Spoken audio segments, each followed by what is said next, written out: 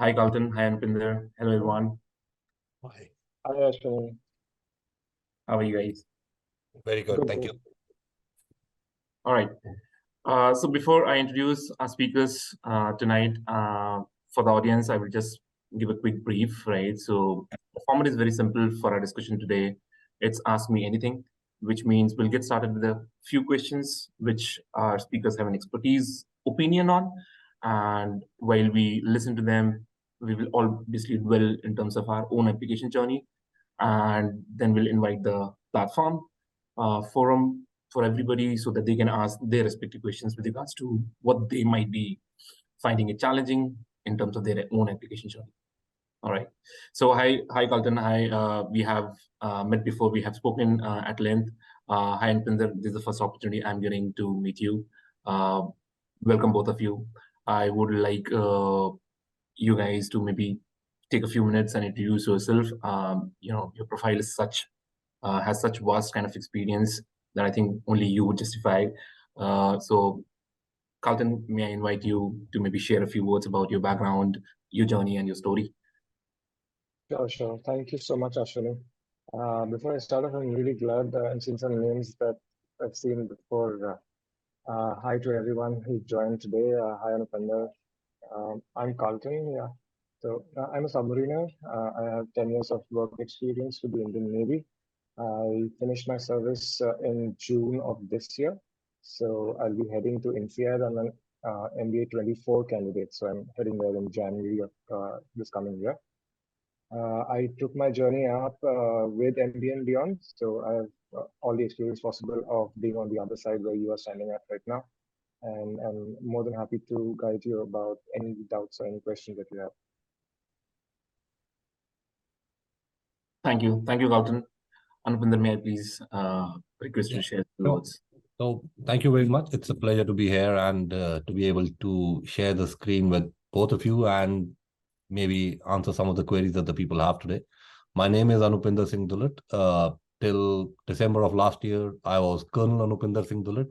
Spent 20 years in the army, in the Indian Army. I had a lot of international experience working with the British Army, Vietnam, United States, and even with the United Nations Peacekeeping Force in the Democratic Republic of Congo. But that was me in my previous life, which was all army. I come from a military background, so I spent 40 years of my life living on military bases all across the country. Knew nothing about the corporate world, about what I was getting into until 1 year ago. I got on board with MBA&Beyond somewhere around September of 2022 to prepare for my, or August of 2022 to prepare for my MBA journey. And I'm presently at the London Business School attending the Sloan program. I graduate in January and I'm now here to answer any queries that you may have. My experience is probably not as recent as Carlton, but I've been in touch with MBA&Beyond and I've been speaking to candidates very frequently over the past 10 months. So look forward to this opportunity.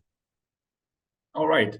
So thank you so much, Anupinder. I think it's my privilege to actually share the screen with both of you here with our audiences because your past experience is not just impressive, but the leap of faith you guys have taken to get into something very new and then have made your mark. I think that itself says a lot about both of you.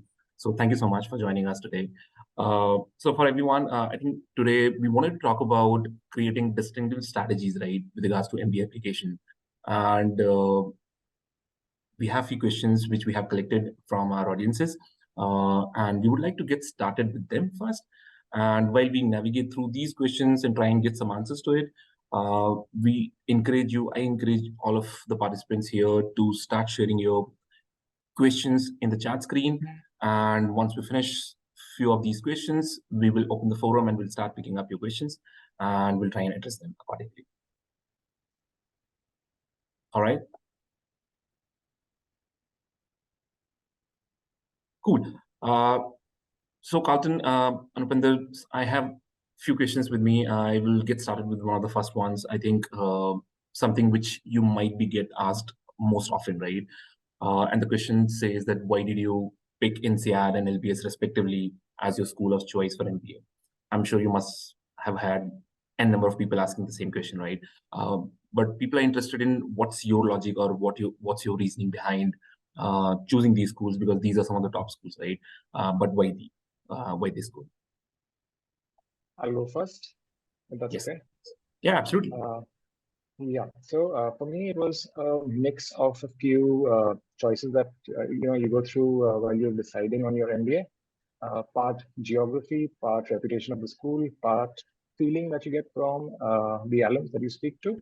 And that's what helped me zero down on INSEAD. I have family who've gone to INSEAD, so that's definitely one heavy anchor that draws me towards INSEAD. I wanted to move to Europe. I've been in India all of my professional life. So that's why NCR also pops up that way. There's good combination from maybe LPS, HEC, and these are good schools too. But the feeling that I got from for me, the feeling that I got from the NCR alums wasn't as close a connect as I could get from an LBS or HEC alum, and hence NCR. Yeah, that's why NCR more or less. All right, I'll go next. So like Carlton said, it's a combination of factors that you need to consider. For me, I had a past experience in the UK. I'd been here with my wife for a year while we were working with the British Army, and that gave me a kind of a familiarity with the place, which I was very keen on taking further. Being married and being at a certain stage in my life, I wanted to be in a place where my wife would settle in well. So that was one QR. The other thing obviously was it has to be a two-way fit always and every time. So you need to find a school that meets your needs and aspirations, but you also find a school where you fit in well. And I got that from LBS. It came after a lot of brainstorming and discussion with my consultants. But yes, I realized that this is a good two-way fit for us. I also had a master's from King's College London previously. And I felt that if I have 2 degrees from some of the top universities in the same geography, it's going to add some more weight to my resume when I start exploring opportunities. And that is exactly what I see happening now. So I think in hindsight, it was a wise call. And that having been said, I must tell you that LBS is better than INSEAD for the simple reason that we have a bar on campus. Oh wow. I think a lot of the audience would relate. I can personally relate, being in a place where you have such facilities. But I think what I can hear from you, both of you, is that it's definitely a mix of factors, and it also depends on a lot on your background, the kind of background you come from, and the kind of aspirations you have in terms of location or geography could also be a very important factor in choosing your school, your dream school. But this brings me to naturally to a follow-up question: that did you always know that you wanted to do an MBA, or was there a moment in your life that you felt, now I think I should get an MBA? Like you already mentioned that you already had a master's, right? So so when did you thought about doing an MBA? How did it came up for you? Right. So again, it's different for every candidate. There's a time in your life when you feel that you need to make a transition. For me, it was I was looking at this educational experience as a vehicle for my transition. It was a vehicle for me to shift geographies, to shift from one industry to another. So that was definitely one of the things that I was considering. Uh, the other things that you could probably have as viable reasons of why doing an MBA at this stage could be because you're looking at career acceleration. We see that with a lot of candidates. It could be a reason for a career pivot. And that's true for many candidates. Sometimes people just want to shift industries. So they want to move from one to another, and that is why they want to do an MBA. So it could be a whole number of factors. The important thing is that whatever be your conviction for doing an MBA at that stage, it should be very coherently stitched into your entire application, starting from your resume right up till your interview process. I think that is really important. What the reason is not really important, but how well you are able to build it into the narrative or the story that you're telling is really critical. Yeah. All right. Carlton, do you want to maybe share what was your moment of truth? When did you decide to get into an MBA program, or was this a plan all along? Yeah, sure. So before I answer that, I would actually like to add one more point to the decision of why or which college rather. There's obviously one more keyword that both Anupam and I would have considered, and that's post MBA goals, and that will be a major factor in deciding which college you want to get into, which geography you want to get into too. About why this is the right time to do an MBA for me per se. Yes, the timing was because I was retiring, so there was a transition impending. There was a transition that had to happen. Now I wanted the career acceleration that Anupam mentioned, and hence the MBA. Then I had to weigh it against what if I join a corporate life directly without doing an MBA, which is also an option.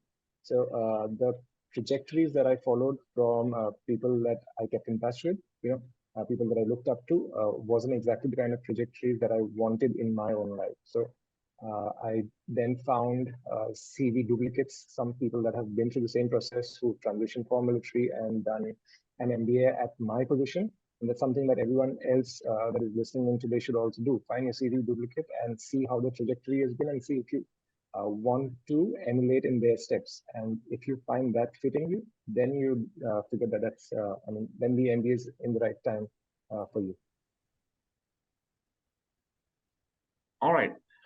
Thank you, Carlton. Thank you there. I think my next question is, both of you, is what has been the most, I would say, grueling or the difficult part of this MBA application process for both of you, because this could mean different things for different people. So for some, it could come very easy because they may have seen similar processes before and they have gone through some exercises before. For some, it could be a very different uncharted territory altogether. But I understand you both are experienced and in maybe getting into uncharted territories. So I want to understand your point of view. All right, I'll go first this time. Ashwini, I think it's a brilliant question, and a lot of people are going to have very different answers to this. In my case, my background was out and out military. So my entire professional career was in the army. My father was in the army. I only understood the military way of life. So for me, the biggest challenge was carving out my admissions career goal. So, and I say admissions career goal because many a times that is not what you end up doing after MBA. As I draw to the close of my MBA journey, I see that being more of a reality. But carving out your short-term career goal, your long-term career goal, your career vision is something which I really grappled with. I think that's what took me the most time and the most iterations and the most deliberations. It may be different for other people. All right. Thank you. Yes, Carl. Agree in part with Anupam. So for me, because I was in the forces for 10 years, one thing I would like to add to that before is that in the forces, there's a lot of self-reflection that you have to do as part of your leadership development. And so in similar lines with the essays that we write, there's a lot of introspection that we've already done. So genuinely, I thought that I had a decent game at the essays. But to be honest, from where I started off, when I started working with MBA&Beyond, and my final finished product were hell and heaven apart. They were extremely different, and I was extremely impressed with the work that went into the essays. So overall, the most difficult part, I mean, just saying essays is probably an easy answer. For my particular case, there was a question on a candidate description, which is the most gruesome description you have to jot down succinctly in about 500 words. And honestly, once you start describing yourself, there's no end to it. But yes, getting it within the word count and answering the questions to the points, to the T that have been asked, that was probably the most difficult part. All right. So I totally understand. Agree with both of you that the MBA application process could look very different for different people, especially based on their backgrounds. And for some, it could be writing the essays, and for some, it could be really diving deep into the background and really understanding who they are before they can start writing that, right? And different people have different strength in different areas, so it's very personalized. While I'm sure there could be a lot of learnings from the experiences both of you had. At this point of time, Anpinder, Carlton, do you guys have any advice which you would like to offer to the applicants who are targeting top MBA programs but may have a lower GMAT scores? Because Right. we often get asked this question, right? I have a low GMAT score, I have a low GPA, or something like that. And a lot of people are hung up on that, right? They think GMAT scores are the most important bit in their application journey. While we keep iterating that it has certain weightage, but I wanted to hear from both of you that what are your thoughts, since you have already gone through the process. Sure. So, in my opinion, any kind of an offset in your candidature or in your profile, whether it is in terms of a GMAT, whether it's in terms of experience, whether it's in terms of, let's say, a clear-cut career vision, any kind of an offset that you sense should tell you one thing, that you need to put a lot more effort into your application. So if you have specifically in my case, I didn't have a great GMAT score, but I was able to get into LBS with a part scholarship, all because I did put a lot of effort into my application. And that's true for most of the candidates who work with MBA&Beyond. The ones who put in the most effort come out with the highest scholarships and have better chances of success.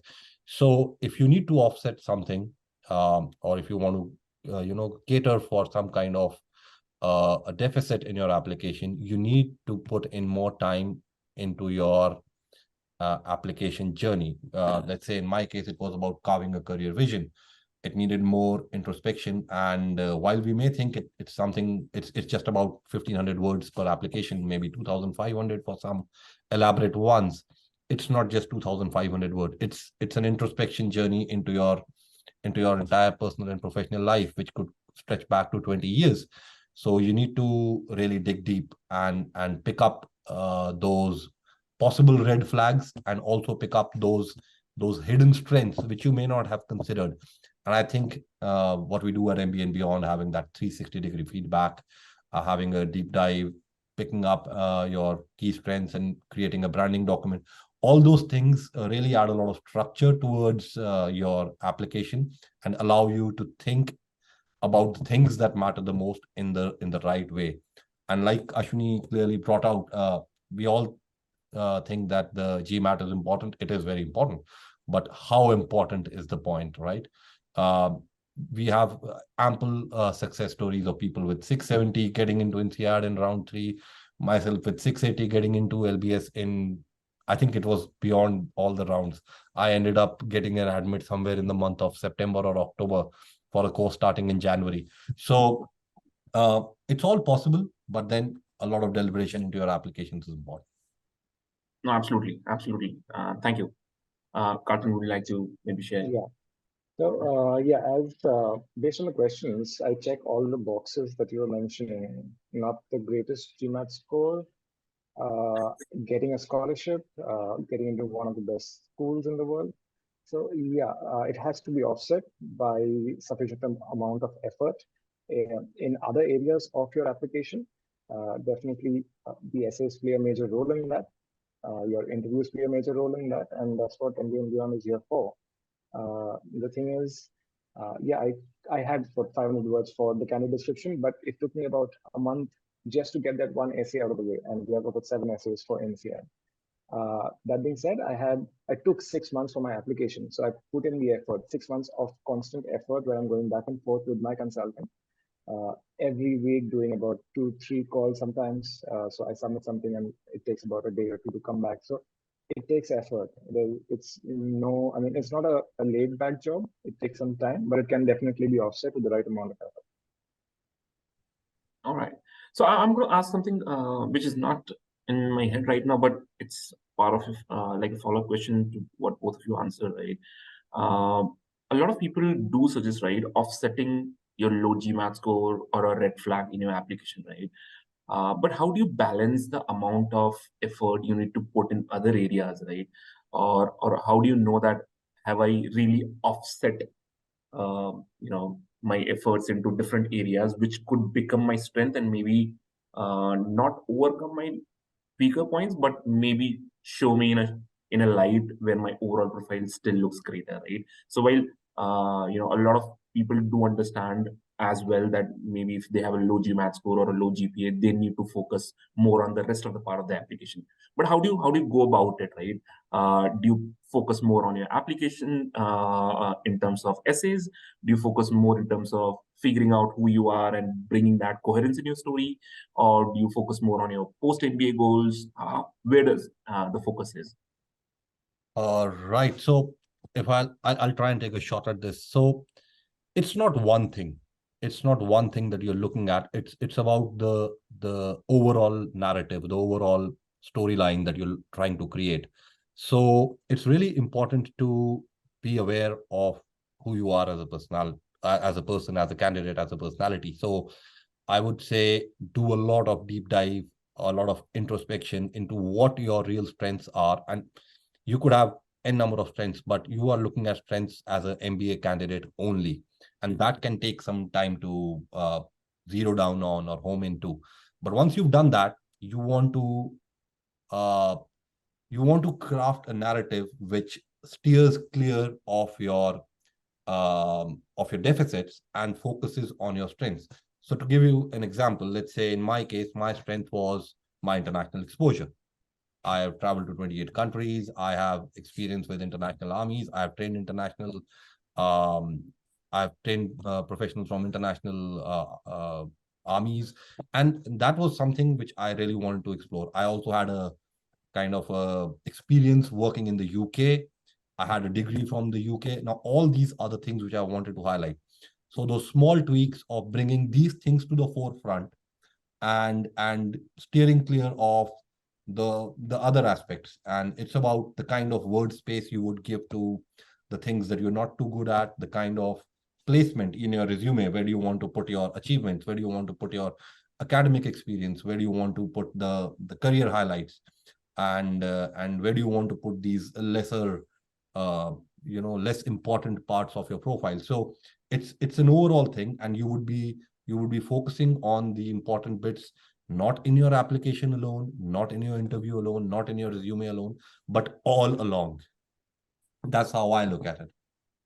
Understood. So, if I take one takeaway from this is it like it comes to you in terms of what areas are you going to work on, or is it still more like a strategic approach in terms of this? But I think that's what the process helps you with. That's what the consultants help you with. They help you figure out who you are as a person, and that is really critical. Getting the right consultant makes the world of a difference. So I remember telling somebody the other day, the consultant that MBA&Beyond found for me was herself an army officer's wife. She understood exactly what I was saying when I was using my messed up military jargon. She knew exactly what I meant when I was telling her that I detonated X appointment in Z location in a particular theater of operations. She could understand to it, and she could pick out the right nuggets of strengths and opportunities from that. And then we could leverage that, right? That's where the branding document comes into play. That's where the 360-degree feedback comes into play, where your peers and your friends and your professional references tell you what your real strengths are. And many times you do not even consider those as strengths. And sometimes you have a false, sort of appreciation of your strengths, which are probably shut down when you take a 360-degree review. So I think the process really helps in that. The processes follow at MBA&Beyond, specifically the matching of the consultants, the 360-degree review, and the branding document, which picks up all these brilliant nuggets that we want to leverage in your application. No, absolutely. To add, Yeah, Kazi, go ahead. Sorry. yeah, to add to that, one thing that you'll find very surprising is the lack of collinearity in most people's applications. And that's where most applications with stellar scores will get sifted out. When you have a red flag, you genuinely need to have brilliant collinearity and definitely showcase your strengths, your weaknesses. Like Anupendra mentioned, you find what will make your profile stand out, will make your application stand out, and that's when that's where your consultant will help you and dig deep into finding how to showcase the best that can make your profile stand out that way. So some people might have stellar achievements, really good strengths that can work post MBA. Some people might have very good extracurriculars that can push their profile up. So that is the kind of introspection and digging deep that you will have to do to make a sort of cover up ground that might help you with your red flags. Understood. Absolutely. And just to help our audience understand, so collinearity, when we talk about collinearity, it's basically figuring out what are you going to prioritize. So we look at three different things: geography, industry, and your function, right? And at any point of time, we always recommend attempting to just switch maybe one or at the max two of them. It becomes very difficult to switch all three of them, in just one go. So I think that would really play a very important part. And thank you, Carlton, for bringing that up. Because having that clarity in terms of what a post-MBA goals is going to be and maybe which geography is going to work, and bringing your story in coherence with that goal, I think can really make a lot of difference. So Arpinder, you mentioned a couple of times the word introspection, and I think I really relate to it, right? I when I went through my own journey, and there were a lot of introspection, right? But what does introspection? Why is introspection so important aspect of this MBA application, right? Because everybody who we talk to wants to just get started with their essay, right? So there could be few exceptions, but a lot of people we talk to, they get started on their essay writing. They think essay writing is the most critical part, and at times, it takes time to stress on the importance of the journey, their introspection, diving deep in terms of what they have gone through and bringing those aspects, and what we at MBA&Beyond refer to as content gathering. So maybe if you guys want to throw some lights on how does this introspection really makes or breaks, the whole application process. Sure. Take that So, Carlton, if you don't go mind. after you. Yeah. For me, I can give you an input into both sides of it because I genuinely tried it before I approached or before I started working with MBA&Beyond. Yes, I did try to dive straight into the essays, and I realized I kept changing it because I did not actually have the crux of the matter that I needed. And after I started working with MBA&Beyond, I put the essays aside and started working on discovering who I really am in the whole process as we grow, as we go through a professional, our own personal growth, our personal development. We keep doing whatever comes to us every day, right? We don't really have too much time to sit back and assess who I really am. So the content gathering process is exactly that. It's make sure you take some time off so that you answer the questions that have been asked, and 100% of the schools, all the top schools in the world will ask you questions based on what will be gathered during the content gathering process. And it's extremely easy. Once that content has been gathered, then you can template your application to any school, any top school, basis on the content that has already been gathered. So that process becomes streamlined. Then you're not just finding out what fits an answer for a particular essay and editing it, or completely wiping it out and then starting from scratch again. And then you have collinearity because you have someone looking at who you are, who Carlton really is, and can give you inputs as, you've done this, you've also done this. Join the dots and you'll get a brilliant answer. But without having the content, there is no dashing the T's or dotting the I's. So you need to have the content in place for someone to be really able to help you out. All right. So Carlton, I just want to share for our audience, a lot of our audience who starts with us, they take some time, to start this process, because this process also does not come very naturally to everyone, right? If I ask somebody to just sit for half an hour and 1 hour, just think about, what they did well, it's going to take time, right? And I just want to stress here that in our opinion, I think this is the core, this is the crux of the whole application process. And anybody who really spends time on this, and like Carlton rightly mentioned, it brings your story and bring that collinearity and really bring the application apart from anybody else. But yeah, I would like to really hear your thoughts on that. on this? Sure. I mean, I would definitely echo what Carlton said. It is important for all of the reasons that he mentioned. It is also important because when you get caught up in the humdrum of your daily life, professional life, your family life, you don't indulge in enough uh, self-care. You don't think about yourself too much. You tend to get busy, and that's what professional life and family life is all about. You tend to get busy and you tend to prioritize everything else other than yourself. But when you look at getting into the MBA journey, when you start thinking about how you're going to be interacting with the interview panel, it sort of it's something that you've not done. Many of you have not done for a while, and it is something that you need to be really prepared for and come across as a coherent candidate in all aspects of an application.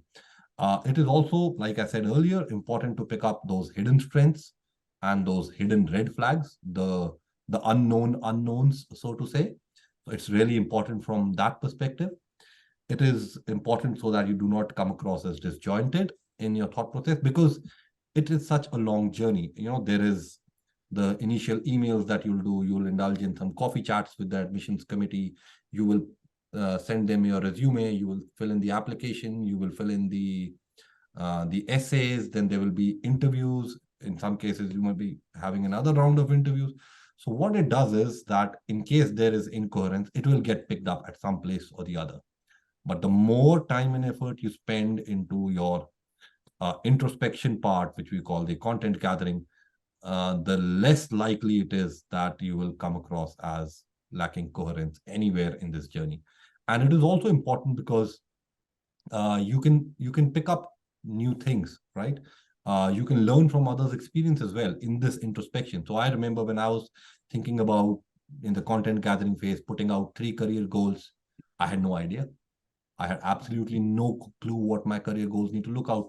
And I told my consultant very clearly that, hey, I can't get my head around this.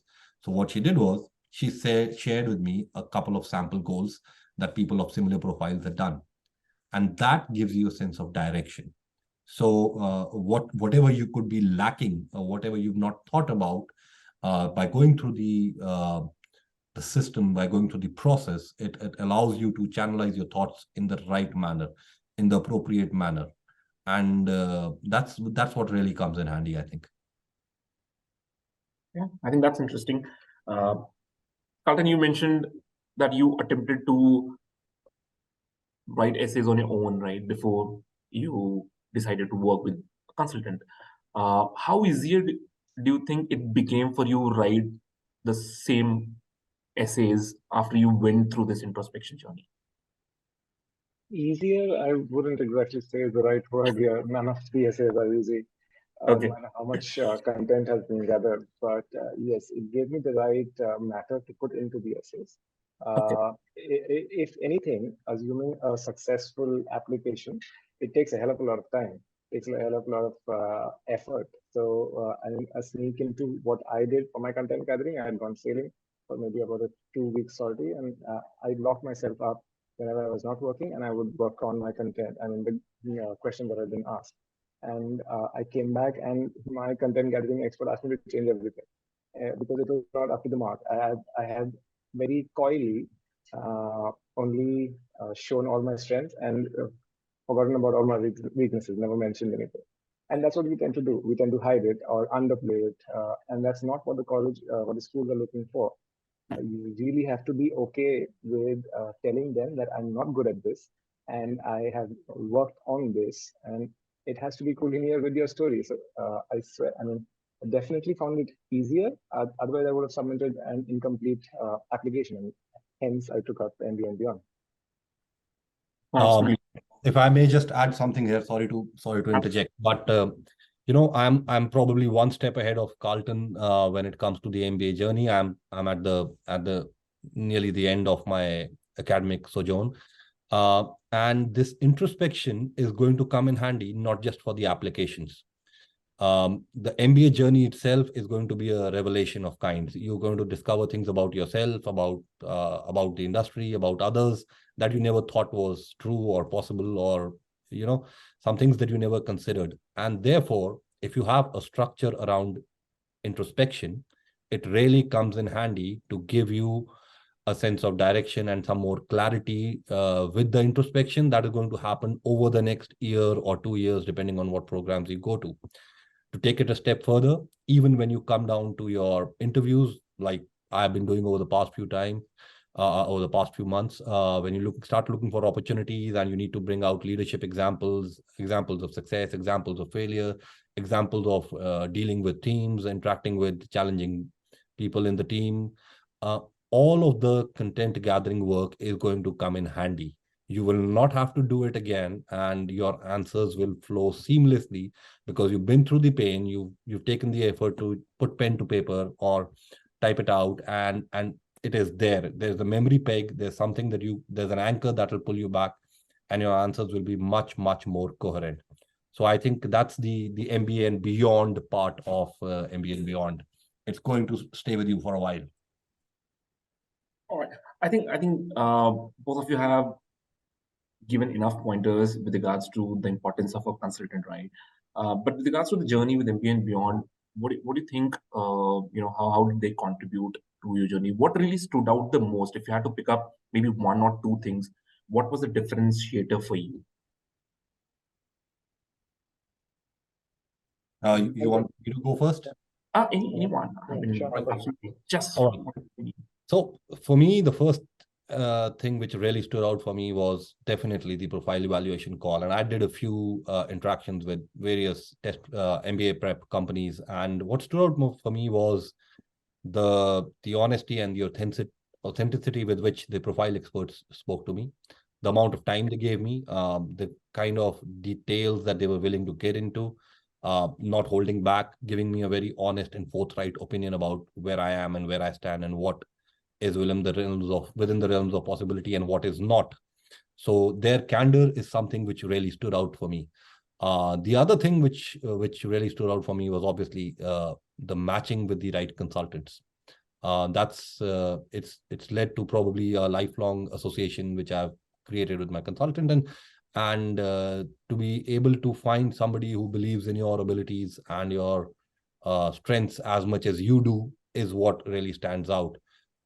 So once I was mapped to a consultant, and when we started working, it was a process which was driven by me. It was not restricted by number of iterations or number of hours or number of calls or any such stipulations. It was a no holds barred kind of an interaction, and we were literally pulling out the best from each other. My consultant would give me a task. I would get back to her before the deadline. She would review it before I would have anticipated it. She would have brilliant insights about it. So it was a iterative process like nothing that I had been through earlier. So those are the key highlights for me.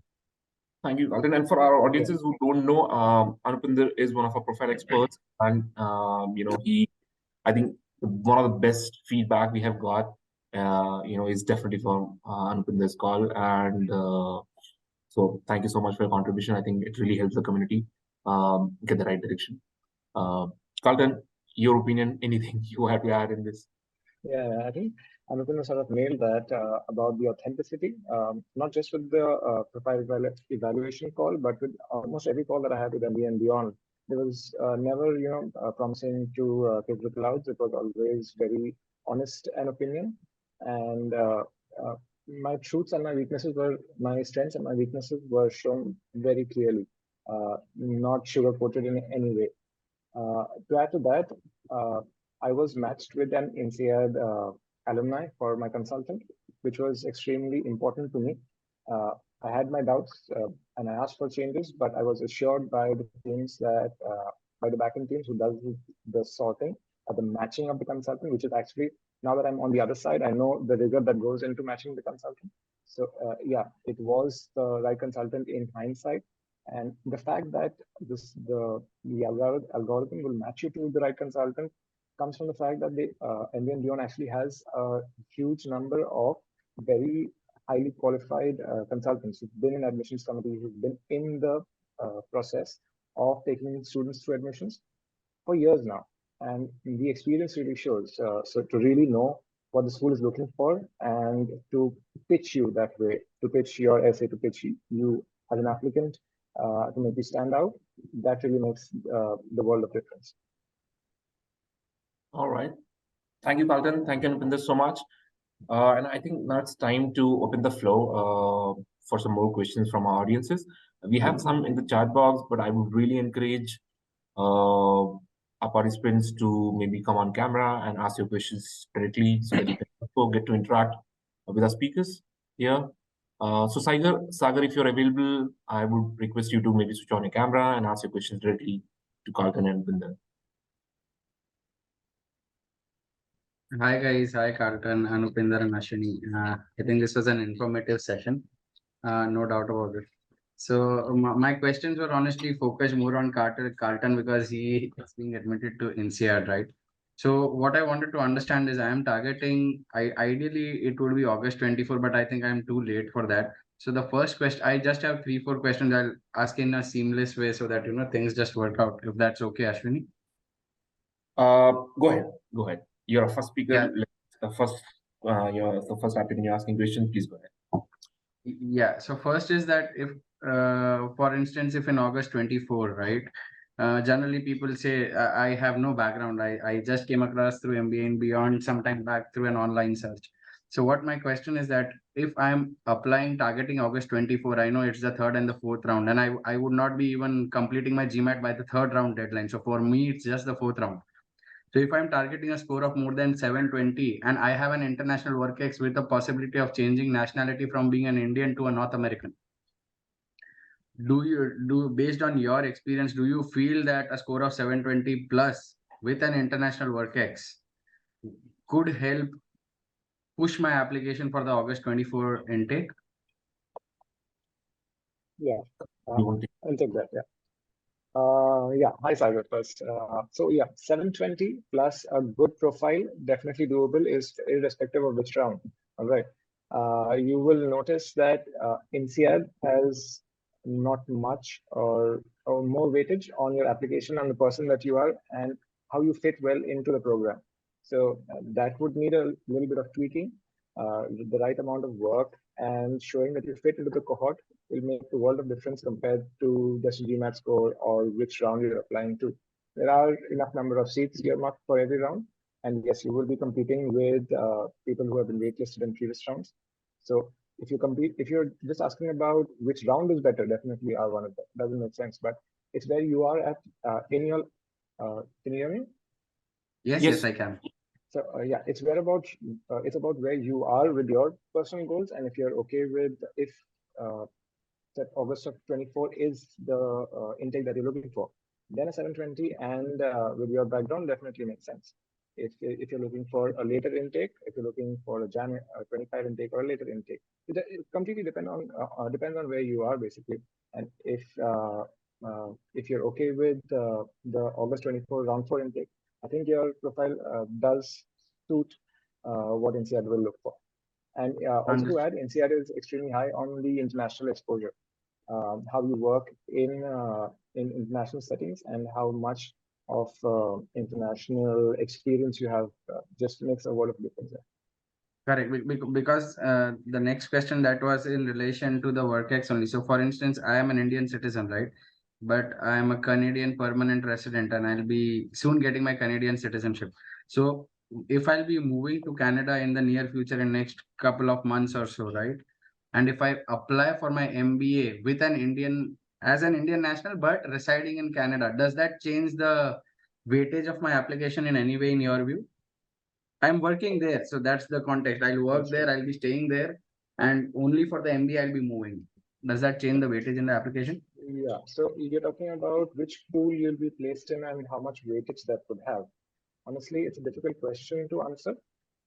If you're not on that side of the fence, if you're not on the admissions committee side of the fence, it's hard to say what they're going to look at.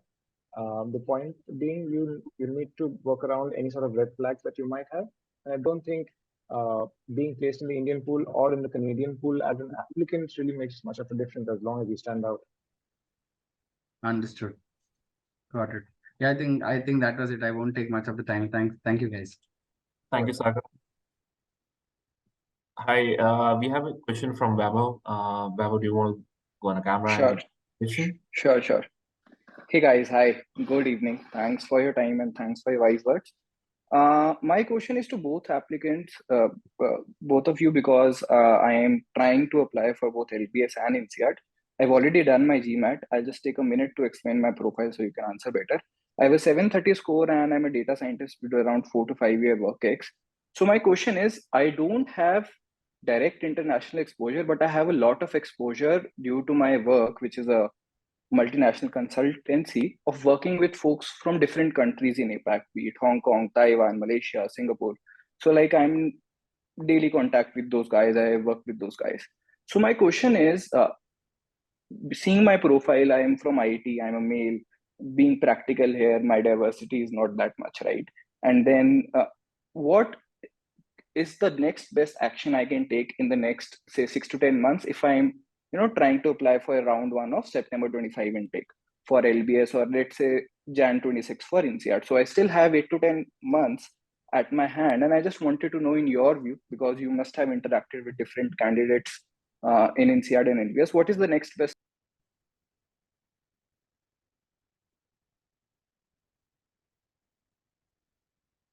Whether you put yourself on mute. Oh, I'm really sorry. How much were you able to hear? Sorry. Or should I go ahead again? Post Jan 26 or September 25, can you repeat again?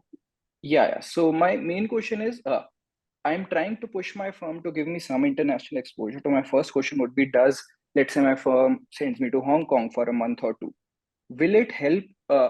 A, and second, what can be the next best action I can do apart from that to improve my chances? Right? Is it joining community service? I already have some experience, but is it something like that? Or another thing that I'm trying is a small venture of my own. Uh, uh, it's related to something I'm passionate about. A small venture in Bangalore itself. So from that point of view, what do you think is the next best action I can do? Where should I spend my time, given I feel my extracurriculars are a little red flag in my profile and having no direct international exposure? So both from LBS and INSEAD point of view. You take that. I'll start it off at least. Okay. Web up, yeah. So, hi, nice to meet you. See, the international exposure, while I understand it's not completely in your hands, it will definitely help.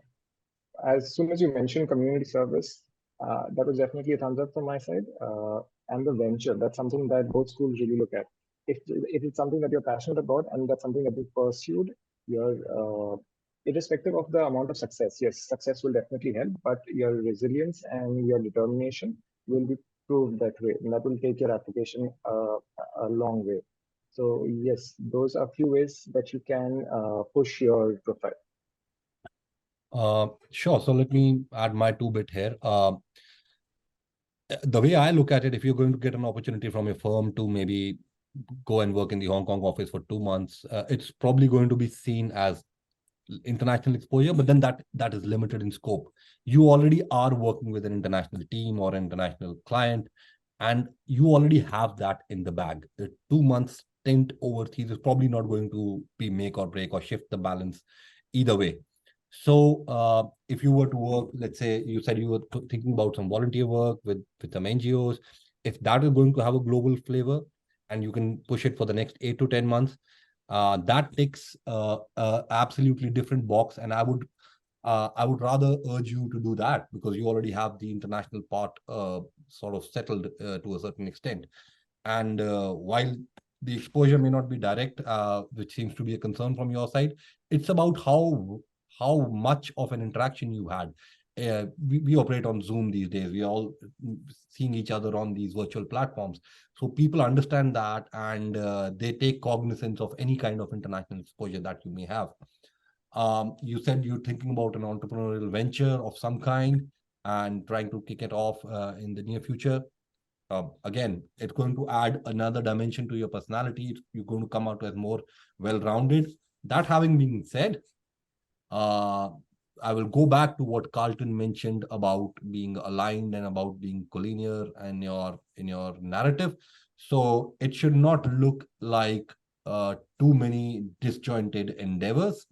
It should all nicely fit into one narrative. So you don't want to be working with feeding stray dogs in Zambia and working on a tech enterprise from Bangalore, which is looking at North American clients. It'll just become too much all over the place, right? So just get some collinearity in it in your endeavors. But don't be concerned about not having direct international experience. I think whatever international experience you've mentioned, it counts. Sure. Thanks. That was helpful. And just rounding up my question with one last point. So I like both INSEAD and LBS, but what do you think is a better fit for me, given I have consulting experience, but I want to be based out of London because of personal reasons? So that's an interesting question I had because I've seen it online. So like INSEAD is known for its consulting brand image, and a lot of consultants go there from MBB also. But is it better to go to INSEAD if I want a job in, let's say, consultancy in London, or LBS to get a job in consulting in London, or doesn't make a much difference? So if you've not been working in London and you're going to go to INSEAD, in my opinion, and then you want to come and seek a job in London, it's going to be more challenging than being in London. You would have access to campus events. You would have access to events which are happening in London in all these big consulting firms. You would have access to a network of people who are from the consulting industry in London if you are at LBS. It's literally a no-brainer. If you want to work in a particular geography, then you are better off studying in that geography, because you will have access to opportunities and a network which you can nurture over the next year or two, and your chances of landing an opportunity increase in a proportionate manner. Okay. But that's my perspective. I'm sure the INSEAD people have something else to say. Yeah, to add to what Anupinda just said, yeah, I mean, just as a percentage-wise, INSEAD has about 64% from the last cohort who got into consulting, and a considerable amount of them, a percentage of them also worked from consulting background before their transition. So some jumped professionally, some transitioned. But yes, it's hard to compete with the INSEAD where consulting is concerned, but for geography is concerned, it's a no-brainer. You will be on campus and you'll be able to attend many more events face-to-face instead of having to attend them online, and that makes a world of difference. My suggestion would be to consider both. You'll have more options that way, and how your next 2-3 years pan out, while some might be in your control, some are not. So keep your edge distributed. Sure. Thanks for your words. Thanks for your guidance. Okay, I'll not take more time. Thank you. Hi, I invite Mamta. Do you want to maybe switch on your camera and ask your question? Hello, sir. Sorry, actually, if I don't switch up camera, it's fine, right? Go ahead. Okay.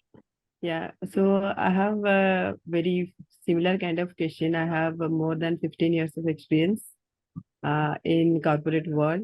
I have been to international exposure and all those. I have been there in USA almost 4 years. London also was there for my work related things. And but the problem is that I have 15 years of experience. So at this stage, thinking of a tier 1 college anywhere in the world, would it be maybe fit over there? All right. Okay. So I think this falls right in my ballpark, yeah? Yeah, almost. But you have this RV experience, which actually really add a value because you are completely diverse. Diversity matters in MBA, but I am in the same corporate world and I'm jumping to the same world. Exactly. I understand your concern, but let me tell you, in my class in London Business School now, we have a 36-year-old girl and we have a 70-year-old grandfather as well. Now that's how diverse the class can be. So if you have significant experience, you are better off targeting either an executive MBA, or if you want to go for a full-time program, I would definitely urge you to consider the Sloan program. It's held in 3 campuses. It's held at MIT, it's held at Stanford, and in the London Business School. That's the program that I opted for, and it's really brilliant to be interacting with people who have similar experience and similar journeys. So it adds a lot more value to your MBA experience.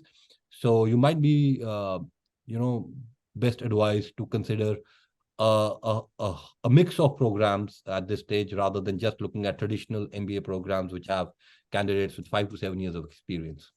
In any case, even if you do apply, many of the business schools will push you into that pool.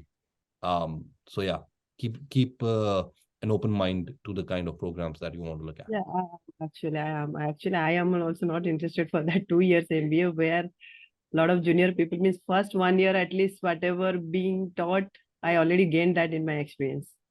Correct. So that will not add any value. So definitely I'll go for this 1 year or selective programs that is there.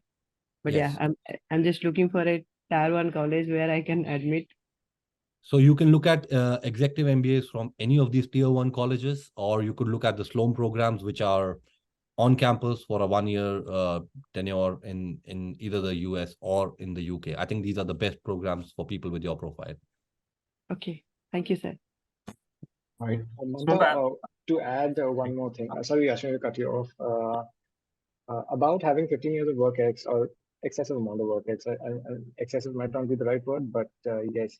How Anupinda stands out or how you stand out, I think you should leave or not undermine yourself. You genuinely can stand out. I don't really know the kind of work that you've done over the last 15 years, but don't discount yourself or don't cut yourself too short. I'm sure you've achieved a lot over the last 15 years, and tailoring that to make you stand out is is the difficult part. So, if you can work on that, MBA, executive MBA or Sloan programs, you can try all of them, honestly. Yeah, thank you. And for Mamta, you and for everyone else, I would request if you have not taken a profile evaluation call yet, please do take that because that really helps, like Anupinda mentioned, it really helps answer a lot of these questions and it gives you a direction, a sense of direction. From there, you can take your next step accordingly. So we're going to take one more question. Guys, we're short of time, but we're going to take one more question. Anushriya, if you're available, I would request you to maybe switch on your camera and ask a question. Hi. Can you hear me? Yes.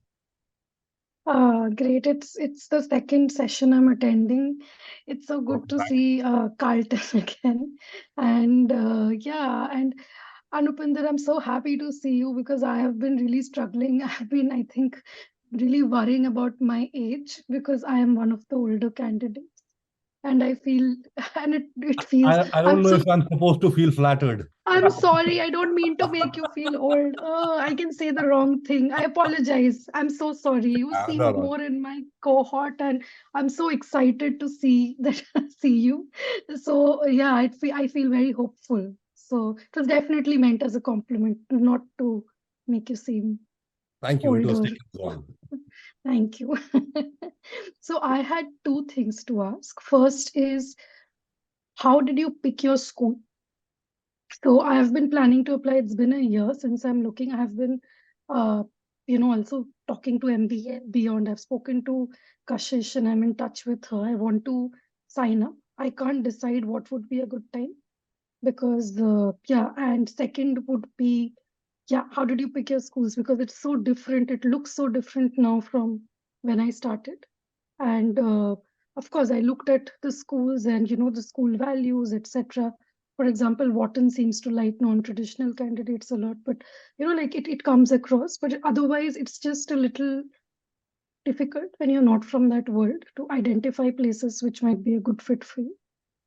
So that is my first one. And second is with MBA&Beyond, how, at what point in your application process or before did you sign up? Thank you. All right. I'll start off since she has given me the preferential treatment this time around, Carlton. Right. So Anushriya, you need to look at a few factors, right? One of the key things is obviously going to be the school, the brand that you want to wear on your shoulders or your chest throughout the rest of your life. That's going to be really important. Then there is obviously the core specializations of certain schools, like INSEAD is heavy on consulting. If you are tech focused, MIT is the kind of place to be. If you're looking at being in the Silicon Valley, you want to look at schools like Stanford. So that is one part. The other part is obviously your geographies. What is your exit strategy after MBA? Where do you want to work? That is also going to be a deciding factor. A lot of consideration needs to be paid to visa formalities and visa regulations and processes after a certain age, especially for candidates like me. It was important that I look at places which gave me some, opportunity to work for some time after that. So for me, that made the UK stand out as a destination because I was getting a 2 years post-study graduate visa. And while I was studying, my wife had the opportunity to work full-time, which she did. So it's going to be a mix of factors. There are going to be academic factors. You're definitely going to be looking at the kind of curriculum and the kind of learning experience you're going to have. There are going to be geographical factors. There are going to be industry factors. There are going to be personal factors. There are going to be regulatory and visa factors. So it's a whole package. You'll be considering a whole lot of things. And let me tell you, don't be worried if the list is not finalized. It will undergo revision in any case, right? You will come up with a brilliant plan and then you'll speak to your consultant, somebody with 15, 20 years of experience in this. You're going to tell you something totally different, and that's what's going to work for you. So just be very open-minded. Coming on to the second part, it is about when you want to start in your journey. It's entirely a personal choice, right? But it depends on where you are in your MBA journey. Have you taken the GMAT or the GRE or not? If you've not taken it, are you somebody who can multitask, who can juggle both of the things? You can do the GMAT prep and the interview prep at the same time, or which round are you targeting, right? So if you're looking at joining next year in September and you're still not given the GMAT, you need to start your application process today. Then the GMAT has to run in parallel, right? You have to keep working on that and start your MBA application process. Not today, yesterday, because that's I how. have been studying for GRE for the last 4 or 5 months. Okay. And I think it is going to go on forever. At this point, I have that, which is why I was waiting to finish my GRE next month, and then I had a plan, speak to MBA&Beyond or join, apply. Now I think I will be 80 by the time I give the GRE. So I'm like, I need to start parallelly, which is why You I need was to start asking. parallelly, and you know what? It's a good incentive to be working on your application while you are preparing for your GMAT, because it sort of gives you a direction. When you start thinking about a school, you start thinking about the deadline, it sort of gives you that impetus if you don't have it from within. So that's one advantage which comes out of it. And the second thing is, it's a good break. It can get very monotonous. It can get very repetitive, doing the same things, the same quant problems again and again, the same verbal problems again and again. So every now and then, if you're taking a step back, thinking about your past, thinking about your future plans, it sort of gives you that renewed energy to then jump back to your books with the focus which is required. So I think for somebody who's been dabbling with it for a while and who's probably struggling to put a deadline on it or a date on it, I would urge you to come on board at the earliest. Thank you so much. That's very helpful. All right. Yeah, if you're not too short of time, I'll add my 2 cents to it. I totally Please. agree with what Anupinda said about the QRs. It's a whole box of choices that you have to select, probably prioritize, and then see which school works for you. From what you said, it sounds like you've done some research. To continue that, and you'll figure out which schools, and it'll keep changing. So keep an open mind. Regarding when I joined, I can tell you I took up MBA&Beyond after my first attempt of the GMAT, and I could do maybe 3, 4, 5 hours of study a day, and I would feel I'm saturated after that. I couldn't absorb anymore, and the content gathering process, the personality test, all of that was breaks for me. So I could refresh, so I could study more that way, as well as I got content gathering out of the way before I could actually start working with my consultant. So it's a good idea, especially what Anupinda said about putting a date to it. Once you're on board, you sort of get that push that impetus that you require to get the exam out of the way and then finally push your application. Oh, thank you so much. That's very helpful. Yes. Thank you, Anusuya. All right. Thank you everyone for joining us today. So we will try and answer all your questions. You can expect an email from our team, and if some of your questions have not been answered yet, please just respond back to that email, and we will definitely get back to you. You also have an option to get on a profile evaluation call if you've not taken that already, so that you can get some answers, get some clarity, and get some direction. But I wish you all the best, every one of you. And thank you so much, Carlton and Linda, for being here today. I think it was brilliant. Thank you so much. Great session, engaging session, and a lot of things which I personally learned. So I hope it was helpful for everyone else as well. Thank you so much. Have a good day. Thank you, Ashwini. Yeah. I hope we were able Thanks to a add lot. some value. It was a good interaction. Thanks a ton. Yeah. Thank you. Thank you, Carlton. Okay. Thank you. See you. Thank you, everyone. Have a good day or good night, wherever you are.